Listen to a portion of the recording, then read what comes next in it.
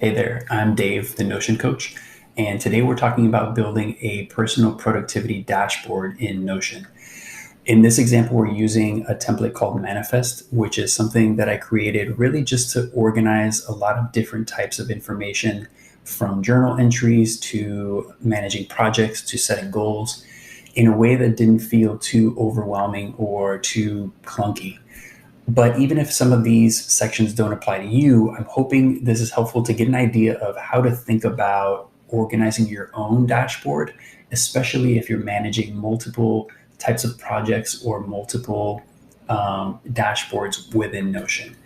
I'll also be releasing more deep dives on individual parts that we go through in this video, from daily planner to the project manager. So let me know in the comments if there's any particular area that you want to learn more about, just for future videos. So let's dive in. We're looking at the Manifest homepage, and right off the bat, one recommendation that I'd have is, if you foresee having a workspace that's lengthy or has several different sections, I'd recommend using two things. Number one, a table of contents. So up here, if you type / table of contents, what this will do is give you a quick menu.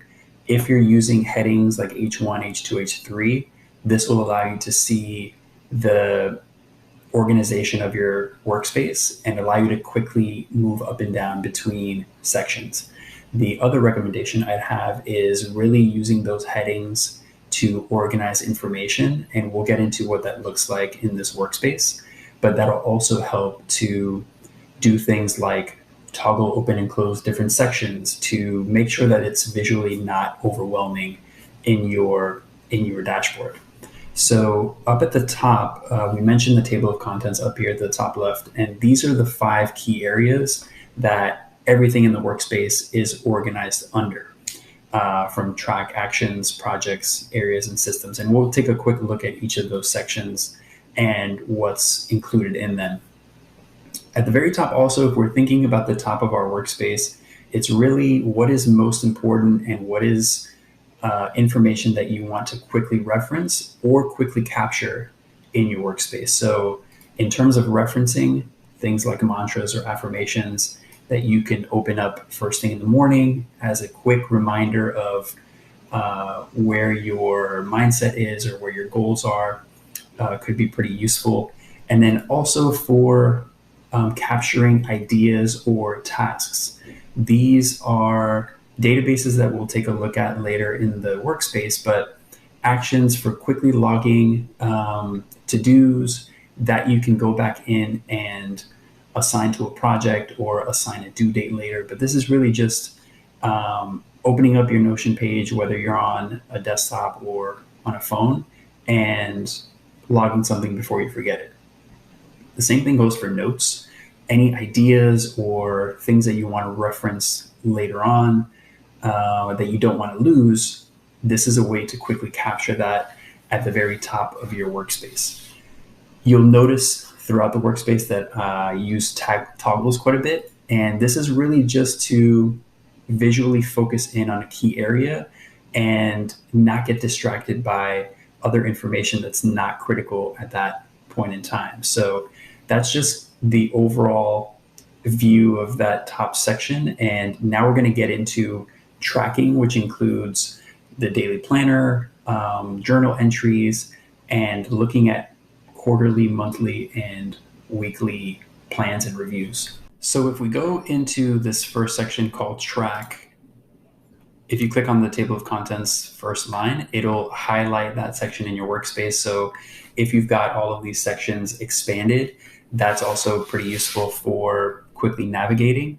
And one other thing that we can do as well is, if you're later in your dashboard and you want to quickly go to the top, this is an update that came out a couple weeks ago in Notion. You can quickly click on the title of the page and it'll take you right back up to the top of the page. So something to keep in mind there. But if we go into track, I'm going to expand this section and see what's happening in here. So let's scroll down a little bit. And this is really a place to organize a few different things. So if you notice, we've got 4 databases that we're looking at. There's days, quarters, months, and weeks. So what's happening in these databases? First, the days database incorporates a few different things. Number one is tracking journal entries, things that are happening in terms of events, logging exercise, logging what I'm reading or consuming that particular day. And also, if we expand these checkboxes, any habits that we also want to track are located here. So if you know the habits from memory, you can kind of minimize them to save some space. So in this case, logging, journaling, meditating, reflecting, things like that, to just see how you're doing. And this really becomes helpful when you go into weekly, monthly, or quarterly reviews, and you can roll up all of this data to see, zoomed out a little bit, how you're doing when it comes to projects or habits or making progress toward your goals. So in addition to that, if we open up any one of these pages, if we open a brand new page, for example, this will have a template with a day entry and also has certain properties attached to the day, tracking habits, but also having a few different ways to track habits. If you have some habits that might be sufficient to just have a checkbox where it's checked or unchecked, or things like reading or exercise where you want to be a little bit more specific and maybe you're connecting it to its own page that has more information inside of it. So each of these days has different sections throughout the day, from planning to tracking actions and reflecting, that also use toggles to organize that page as well. But where that really comes into play is in the reviews that happen quarterly, monthly, and weekly. So if you notice here, we won't get too much into these. It's just kind of an overview. But for example, with quarters, this has larger objectives and key results that you're working toward that tie into goals that are maybe annual or 2 or 3 years out into the future. So this quick view of the current quarter, current month, and current week give you a quick overview of where your goals are, where your focus is, and allows you to prioritize certain projects or actions for each individual day. So, and all of these are properties that are housed within, for example, quarter one or January or the second week of 2022. But when we think about tracking, it's a combination of tracking our progress toward goals, tracking progress in terms of projects and what actions are happening, and also just tracking more qualitative, like journal entries, reflections, how we're feeling that particular day, seeing if we can find any trends or common threads in how days and weeks are going by. So that's a quick overview of tracking. The next part is we're going to get into actions, and this is where a lot of the individual progress is made in terms of projects.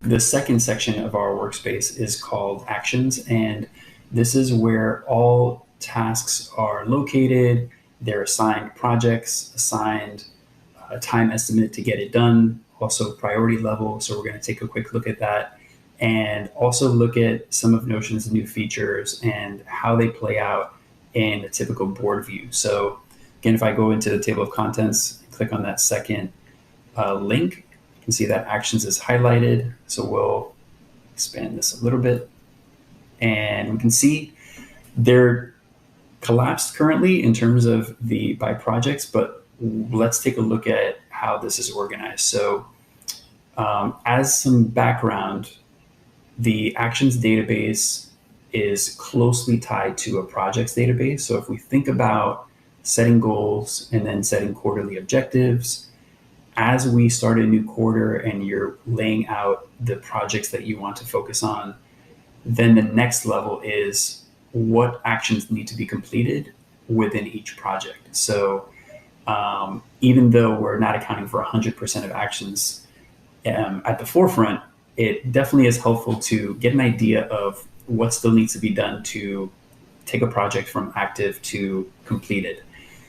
In terms of filtering, just to zoom in a little bit here, there's a few things that are happening at the same time. Number one is we're using a roll-up. So this view is filtered to show only actions within active projects, which means that any projects that are currently happening right now, actions within those projects are showing up in this view.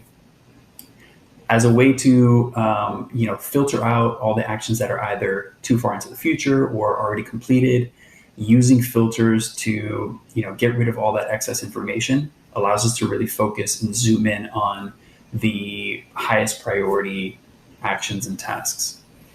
And then also in terms of sorting, there's a few ways to sort, and we'll take a look at what that looks like. But for actions, there's two key properties that we're sorting by. One is by due date and by priority. So as we're moving tasks into the active status, assigning priorities gives us a way to understand what's most important at that given time.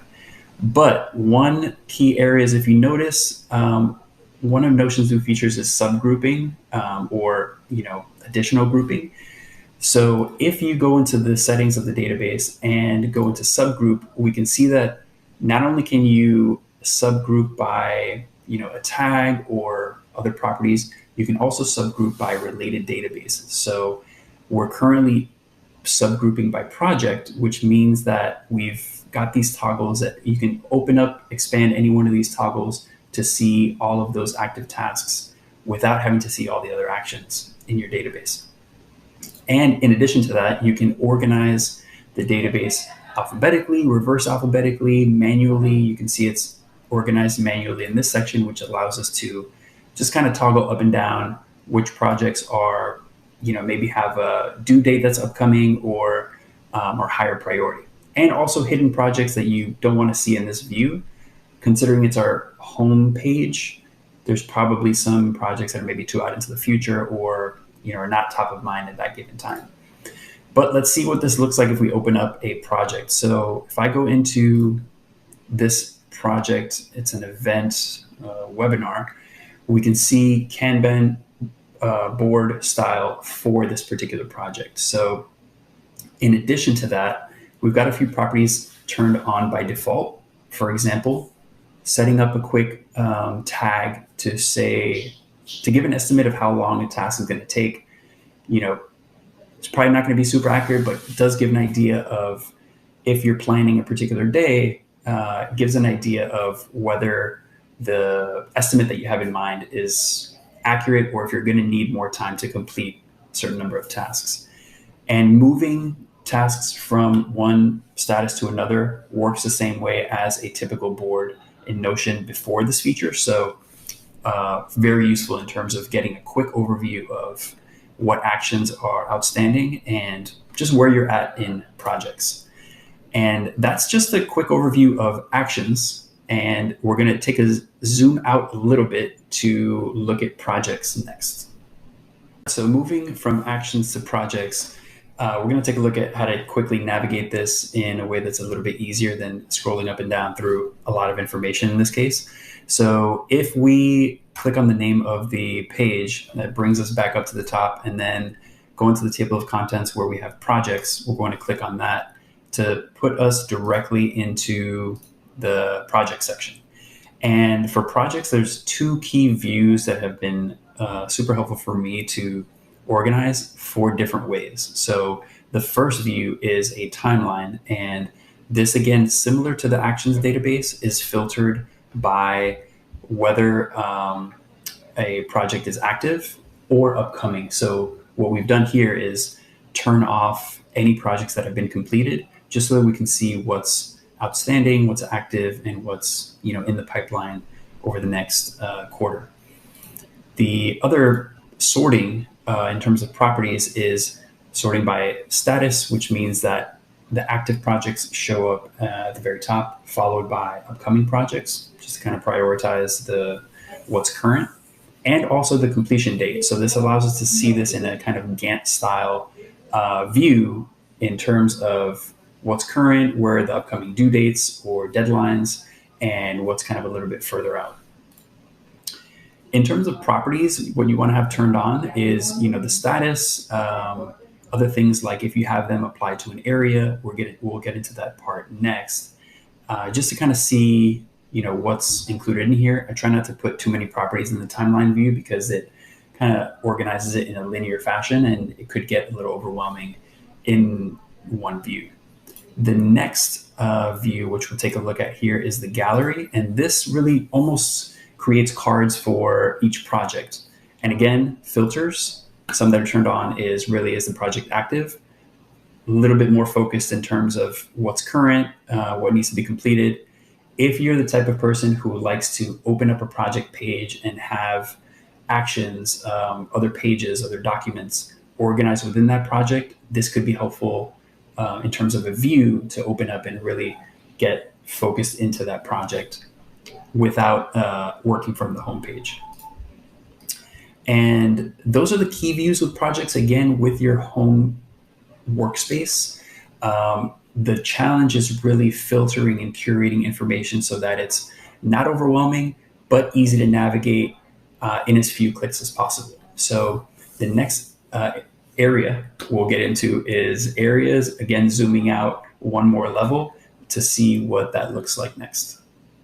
If you're familiar with the PARA methodology, which is projects, areas, resources, and archives, areas works very similar to that in terms of really just zooming out a little bit, but also providing a focused space to organize things like projects, actions, goals, and go one level deeper than your kind of home dashboard. So let's take a look at that section. If we go into areas and expand this is really just a database with, in this case, 7 areas. But, this is really up to you in terms of if you maybe just want to focus on personal versus business. Other people like to really get more granular in terms of finances, health, travel, things like that, to really create a space that's a little bit more open-ended and allows you to filter databases like actions and projects, but also just organize pages and notes and things like that in a little bit more open-ended way. So let's take a look at what this one of these pages looks like. So if we go into, let's go into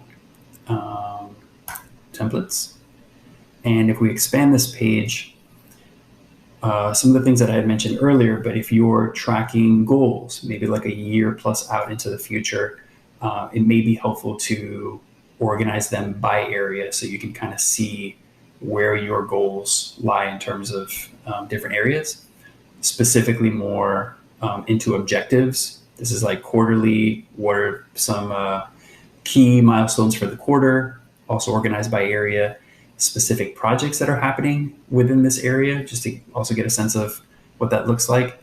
And if we go into the page itself, you can start to filter different databases from your system here as well. So if you've got journal entries around this area, you can add them here. If we take a look at projects, these are all projects that are filtered by this area. So these are all template related projects. And again, for some of us, it may be helpful sometimes to open up that area page and get going from there versus from your home dashboard, just to avoid all the other content, all the other information that's not related to your focus for that given time. And also, we won't get into these too much, but linking in filtered views of actions, of ideas, pages. If you've organized resources in a library, filtering by that as well, and providing a more focused view into different areas. So the last space in this dashboard is called Systems. And if we open that up, this is really where all the high-level databases live inside of Notion. One of the challenges that I found when I first started using Notion and incorporating different templates and pieces of different templates was, over time, I started to kind of lose track of where these databases lived, and which could be tricky in terms of accidentally deleting a page or deleting a database. So for me, organizing all these databases in one place really just made it easier to organize and to get quick access to the original databases in terms of editing properties or maybe going in and adding or editing formulas, things like that. So in this example, we have 5 different sections organized around things like life, which has databases around goals, the areas which we've seen, journal entries, events, exercise, people, etc. Work, which is more specific to OKRs, projects, actions. Time, we saw these earlier in the video as well, logging days in terms of that daily planner, and also the weekly, monthly, and quarterly review. So if you open any one of these, this will be a very familiar view of an original database in terms of seeing all of the properties and being able to add or edit different views.